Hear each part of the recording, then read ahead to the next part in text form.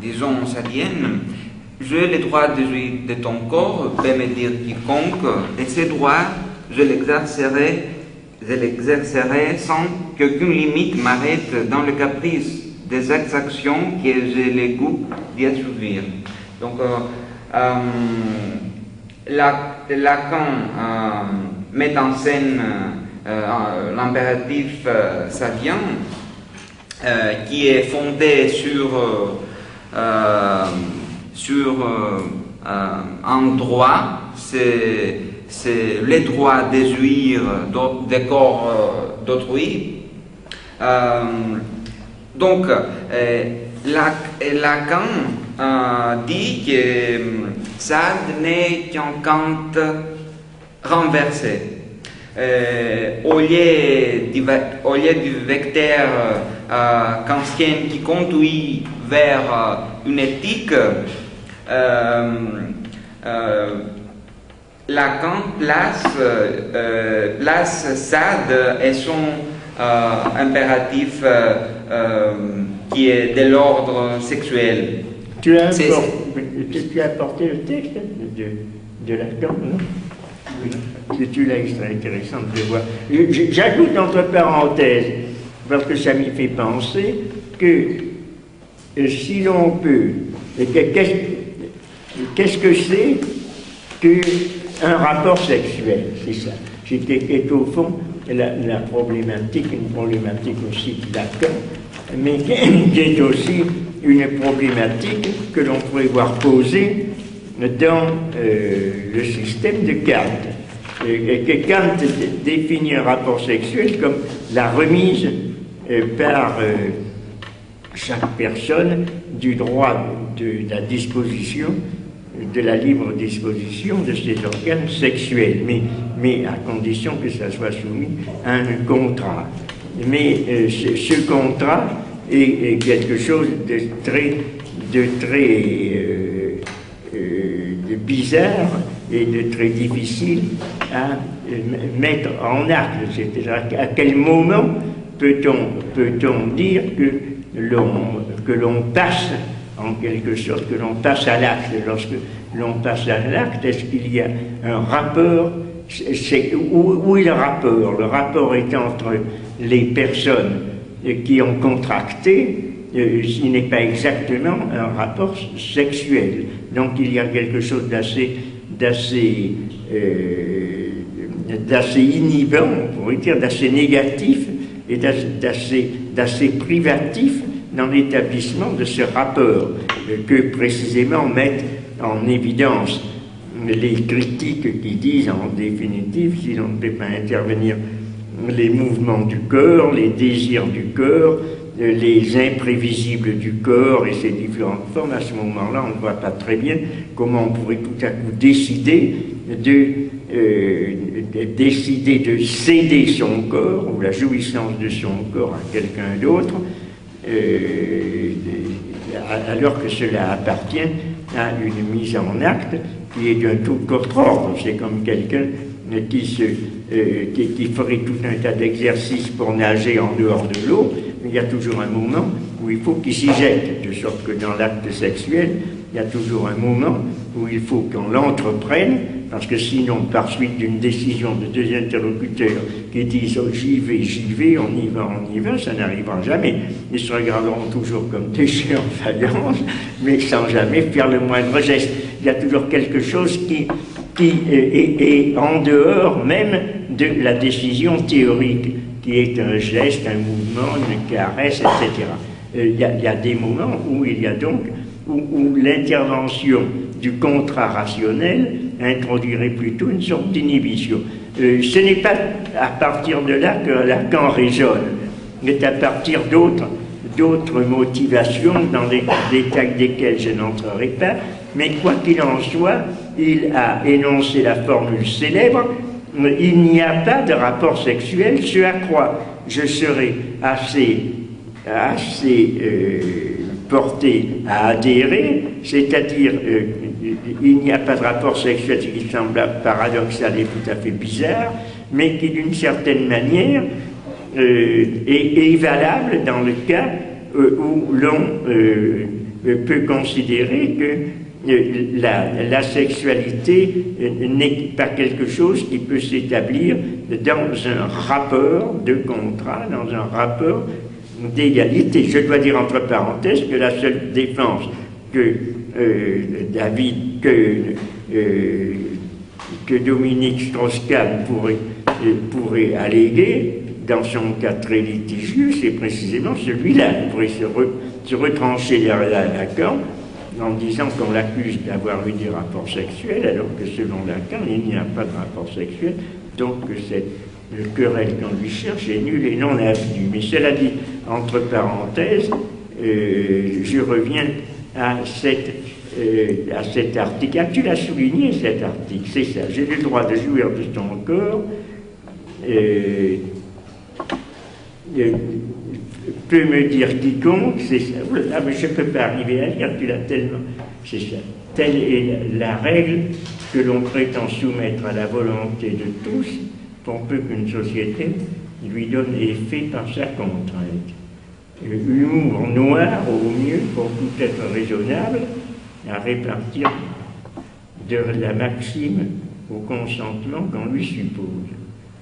Mais en outre, que s'il est quelque chose à quoi nous irons plus, la déduction de la critique, c'est-à-dire de la critique de Kant, c'est à distinguer le rationnel de la sorte de raisonnable qui n'est qu'un recours confus aux pathologies. Là, il faudrait que je lise exactement l'ensemble. Nous savons maintenant que l'humour est le transfuge dans le comique de la fonction du surnom. Là, je ne vais pas entrer dans le détail. Mais l'intéressant, c'est ça, c'est qu'il y a une possibilité de retourner si l'on peut appeler cela un système de Sade sur le système de Kant, dont il serait, moi j'aurais plutôt tendance à dire qu'il est l'utilisation de ce cadre formel dans lequel Kant énonce l'universalité de la loi, tout en prenant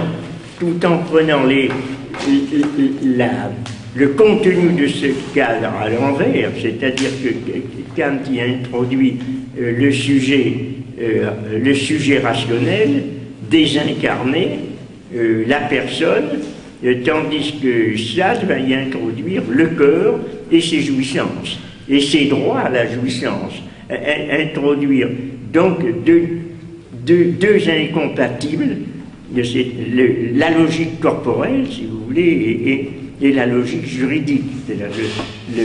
Les deux vont être liés l'un avec l'autre, puisque dire j'ai le droit de jouir de ton corps est quelque chose qui est une sorte à la fois d'évidence et d'autre part d'infraction à toute règle de droit.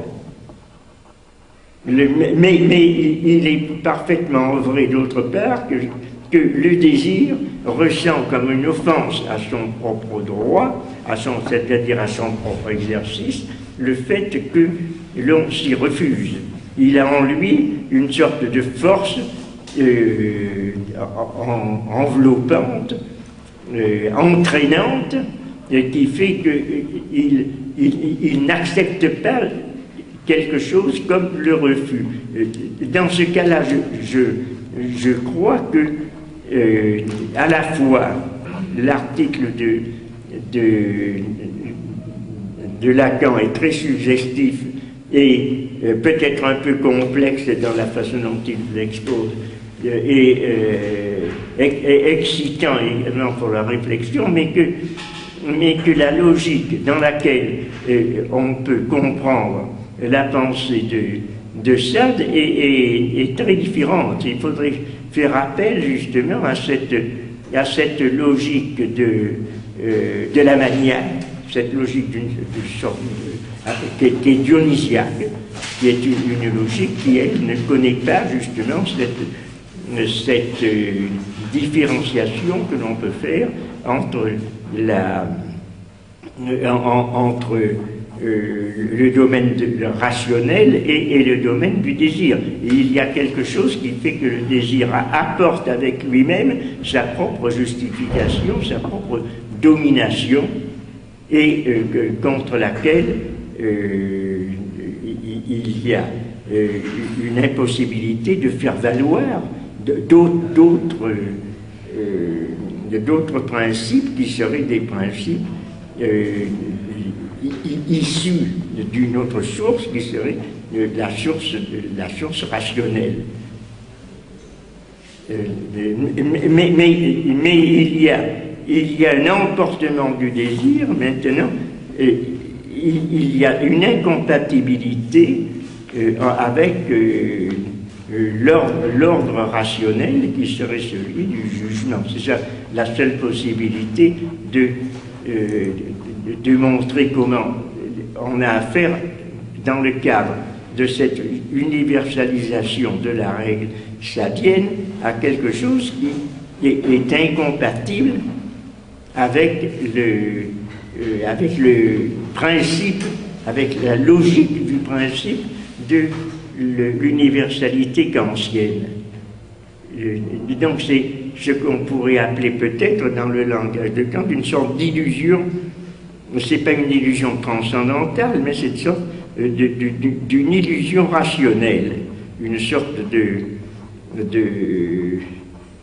ce n'est pas exactement, c'est une sorte de paralogisme, c'est quelque chose qui tiendrait du paralogisme de la raison, c'est-à-dire qu'on a l'impression que l'on fait une démonstration, mais cette démonstration n'est pas valable parce que le domaine de l'universalité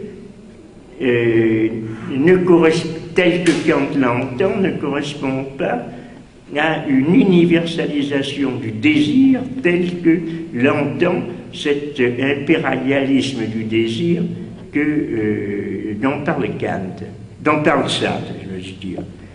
De sorte que Sade, un petit peu aussi, c'est présent dans